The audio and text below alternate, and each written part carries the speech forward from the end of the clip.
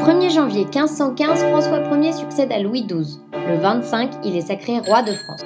À peine couronné, François Ier conduit ses armées à l'éclatante victoire de Marignan. À seulement 22 ans, il devient un puissant souverain d'Europe et accessoirement le plus grand. Il doit cependant faire face à deux rivaux de taille, le roi Henri VIII et surtout Charles Quint, avec qui il engage une rivalité territoriale qui durera près de 2 siècles. François Ier savait aussi se cultiver et se divertir. Grand voyageur, il sillonne la France et l'Italie, se délecte des nombreuses fêtes données en son honneur, s'adonne au plaisir de la chasse, mais par-dessus tout se passionne pour la Renaissance italienne qu'il va introduire et développer en France.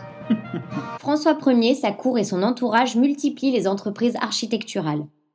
Amboise, Blois, Villandry, Chambord, la transformation du Louvre avec la cour carrée, l'aménagement du château de Fontainebleau et bien d'autres. Des lieux qu'il aimait fleurir et peuplés d'une large cour. Nous devons aussi bien des dispositions administratives à François Ier, comme le dépôt légal des livres, l'état civil ou l'usage généralisé du français. François Ier s'éteindra en 1547 à l'âge de 53 ans.